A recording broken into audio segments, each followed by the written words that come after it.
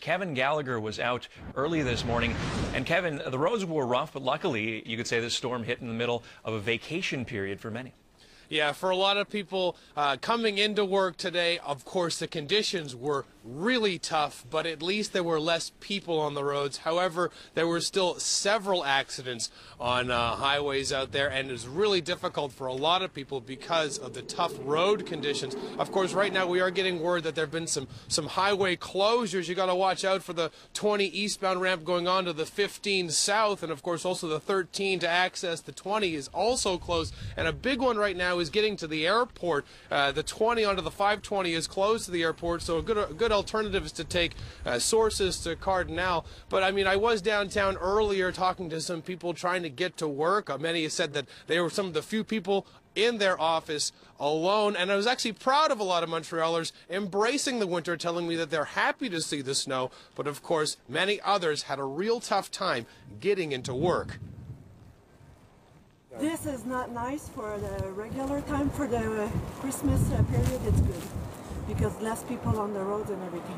It's a little hard. A lot of snow. The buses aren't exactly fast, and it's hard to find parking, so it was a struggle.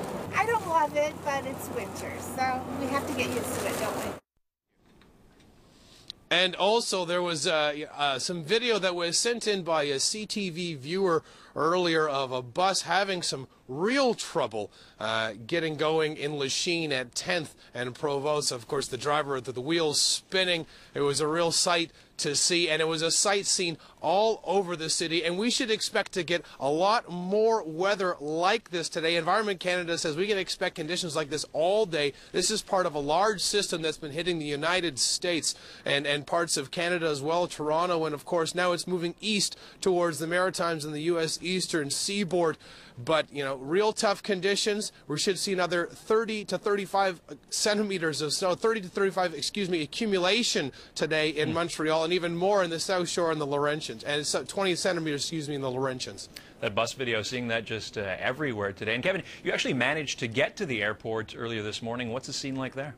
I did manage to get there before the ramp closed, and well, right now there are some flights canceled and delayed. Many of the canceled flights are actually flying to the United States. Like I mentioned before, there is some real harsh weather hitting the eastern seaboard of the United States, so many flights to New York and Philadelphia canceled, also some to Toronto, even Quebec City and Ottawa, and flights are delayed right now going east. If you're heading to the Maritimes, like Halifax, for example, there were some people I spoke to who their flight was delayed. If you're heading west, there are flights leaving Montreal. They're able to keep some runways open at Trudeau Airport. So right now their flights are leaving. They are maybe a bit delayed. Most of the cancellations, though, for people heading to the eastern seaboard. Luckily for those heading to warm locations like, say, Puerto Vallarta, they seem to be getting out of Montreal and getting to those lovely warm conditions.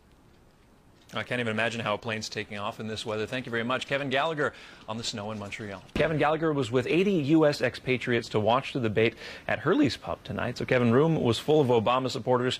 How do they think he did? Well, Paul, most weren't too impressed. Many felt that Romney was able to lead the debate, especially on the issue of the U.S. economy. Romney criticized President Obama's economic record and blamed his policies for the growth of U.S. debt over the past 4 years.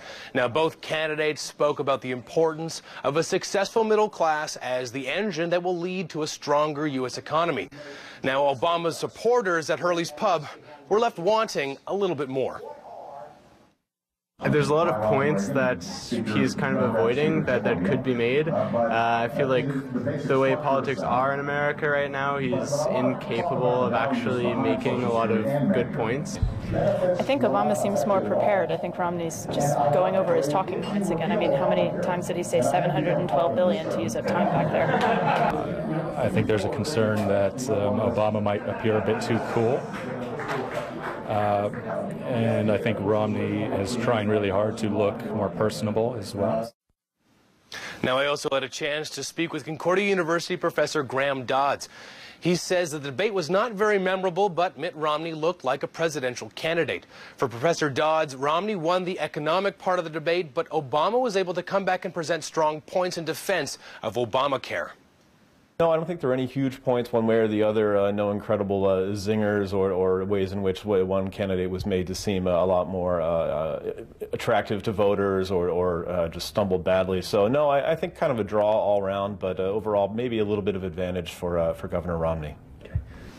Now, the next debate is on October 11th between vice presidential candidates Joe Biden and Paul Ryan. So, Kevin, they're expecting a sellout crowd. Well, that's right, and the sellout crowd here in Shadowgate is going to be around 1,000 people. Now, they're probably still selling tickets outside, but I talked to some people earlier in line, and they've been lining up since before noon today. I talked to one boy in particular. He's in secondary 3 here in Shadowgate, and he said to his teacher, you know what, there's a big hockey game on tonight, and I'm getting a ticket. So he took the rest of the day off to make sure he had a seat here tonight. Now, there's about 25 players dressed, NHL players, and they're going to split them into 2 teams, Montreal and Quebec. Now, of course, people who are looking to see some of their favorite Habs players like Lars Eller, Brian Giunta, Andre Markov, or Josh Georges, those guys are playing here tonight amongst others. Now, I've talked to a lot of fans, and they're excited to see some hockey in Shadowgate, but also the price. Tickets here are about $20 each, and that's pretty good comparing most of the Bell Center prices these fans are used to. Very excited. It's pretty cheap, so it's really good. And also, since there's no hockey, might as well come here, and it's closer to home. So all the proceeds here are going to charity, a children's charity, and to the Minor Hockey Association here in Shadowgate. The puck's going to drop at 7 o'clock. 65-year-old William Kokesh is known affectionately by parishioners at St. Edmund's Church in the West Island of Montreal as Deacon Bill. Many shocked to hear that such a prominent figure is facing charges of distribution and production of child pornography. That's very disturbing. Very disturbing. But what do we do? Having someone who's arrested for child pornography in the neighborhood is stressful and upsetting. After receiving a citizen tip, police searched Kokesh's home, allegedly discovering a large quantity of child pornography on his computer hard drive. They have seized informatic stuff and also more than 2,000 pictures of kids. A deacon is a church assistant, but Kokesh is also the communications director for the Canadian Conference of Catholic Bishops. He has met Pope Benedict and helped organize several Catholic World Youth Day events, including one held in Toronto in 2002. Kokesh has often acted on behalf of the Catholic Church, speaking to CTV News in 2007, after the Church apologized for past sins, including the sexual abuse of children. Reconciliation is not something that happens overnight.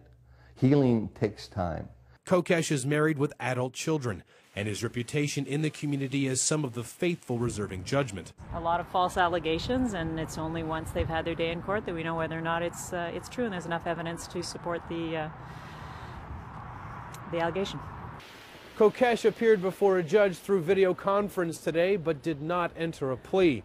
The Archdiocese of Montreal issued a statement this evening saying that Kokesh has been removed from all pastoral activity. Sandy. Thank you, Kevin. CTV's Kevin Gallagher. Steve Karagoulis and his 4-year-old daughter Dahlia love taking a dip to cool off. The pool is about fun, but safety is always a top priority. They had a fence installed 3 years ago. Especially since you hear about it so much, how is it continuing to happen? And now I've even though I have the fence, even more vigilant with my kids. There have been 12 more drownings reported this year in Quebec than all of last summer. This 2 years after the Residential Pool Safety Act was passed. The act requires new pools from 2010 on to have fences around them and not just the backyard. But some say that's not enough. I feel that should have been extended to all pools, because what's the difference with an old pool and a new pool? You can drown in either one. Régent Lacorsière has been a swimming instructor for 60 years. He says every child should learn to swim, even if they don't have a backyard pool. You can't put a fence around every lake, every stretch of water. It's impossible.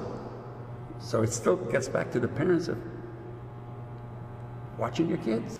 The majority of drownings this summer have taken place in lakes and rivers, but all of the drownings in backyard pools involve children under the age of 5.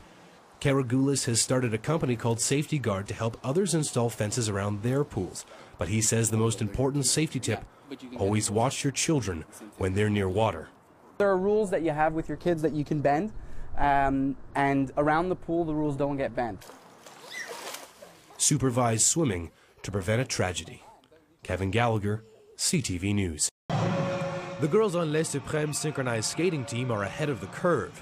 They have speed, grace, and elegance like other figure skaters, but it's a team sport these girls take seriously. Devotion, the heart, everything you have. It's impressive when you get 16 girls doing the exact same thing. Their results for the national championships are also impressive. The junior team took home the gold medal, and the senior team brought home silver. Those results qualified both teams for the upcoming World Championships in Göteborg, Sweden.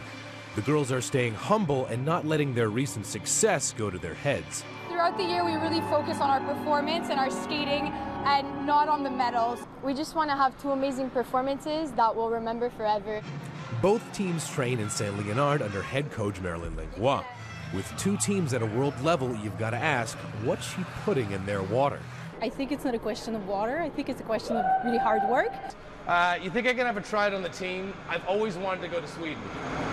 I'm not so sure. You can have a try in the warm-up block, but you know, we want to skate good at Worlds. Well, all right. As long as I get a chance. Let's get that chance. All right, good.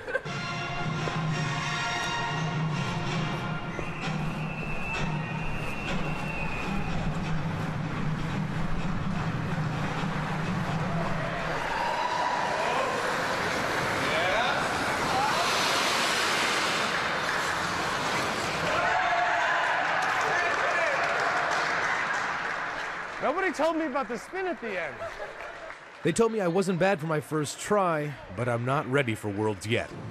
These girls are at the rink at least 4 days a week, making sure they're ready. A close-knit group, they say their team's spirit is their secret weapon. It just keeps the motivation up all the time and the energy levels too, and we inspire each other. Kevin Gallagher, CTV Sports. The Christmas shopping rush is upon us, but as the days count down, a cloud of uncertainty hangs in the air, along with the holiday cheer. I guess there won't be a Christmas if the world ends. But could it be true? Global destruction predicted by the end of the ancient Mayan calendar, which some say points to December 21st, 2012 as the end of days. I think it's blown out of proportion for sure. Not everyone is as convinced. Devastating hurricanes, costly droughts, and other global natural disasters have convinced some we are approaching Armageddon. They believe the Maya predicted a planetary alignment culminating on the 21st that would have disastrous effects for life on Earth. But don't stock up on apocalyptic survival gear quite yet. Most astronomers say that the odds of a planetary alignment occurring are about 1 in 100 trillion. And even if it did occur, it wouldn't bring about the end of the world. Planets, when they align, have no influence or effect on the Earth. But if the Mayan calendar prediction is a myth, why is it so popular on the internet? Got on the internet and it just got traction. Concordia professor Lorenzo Di Tommaso specializes in apocalypse lore. He says the Mayan calendar marked the beginning of a new era, not the end. The end of the world is coming. But once the hoax of Mayan calendar destruction spread online, it was impossible to stop. We have predictions, it seems, every year, so there's this sort of joking aspect that comes along with it. And so some people believe that the end of the world is going to come, other people turn it into a party. Well, the world and Christmas is not in danger, but your holiday credit card bill is still very real. Kevin Gallagher, CTV News.